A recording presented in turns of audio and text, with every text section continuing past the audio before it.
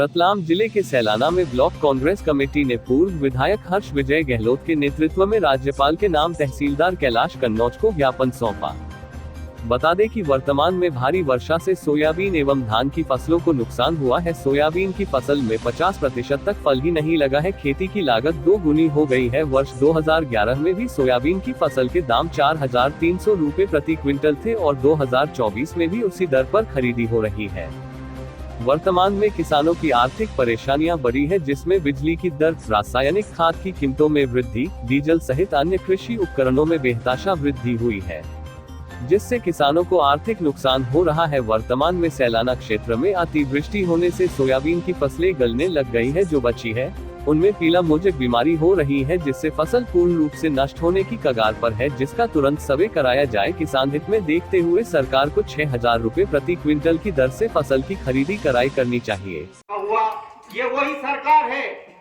आप सब किसान हैं। मंदसौर पिपलिया मंडी की घटना को आप जानते हैं, जिसमें इस सरकार ने 6 किसानों की गोली मार के हत्या की। ये वही सरकार है जो किसानों के पेट पे लात और छाती पे गोली मारती है।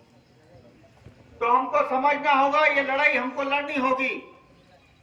आज 6,000 का भाव किसान मांग रहा है सोयाबीन का।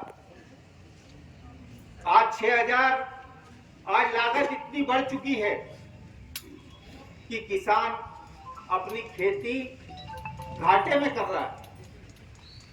कितना खर्चा बढ़ रहा है, कितनी महंगाई किसानों को भोगना पड़ रही है। क्या बीज का भाव, क्या दवाई का भाव, क्या खाद में कमी हो गई, 50 किलो से 40 किलो हो गया।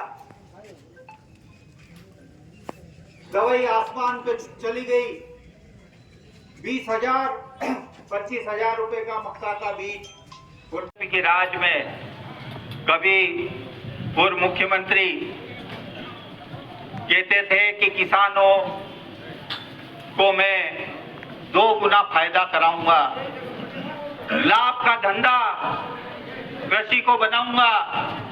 प्रधानमंत्री कहते थे कि 2022 में जब देश आजादी का 75वां वर्षगांठ मनाएगा तो मैं 2022 में किसानों की आय 2 गुना कर दूंगा।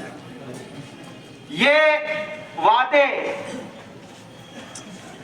ये जो झूठे प्रलोभन हमारे देश के प्रदेश के किसानों को इस सरकार ने दिए हैं, वो केवल वादे रह गए। Bharat 24/7 news Krishnakant Malviya, bureau chief, Ratlam.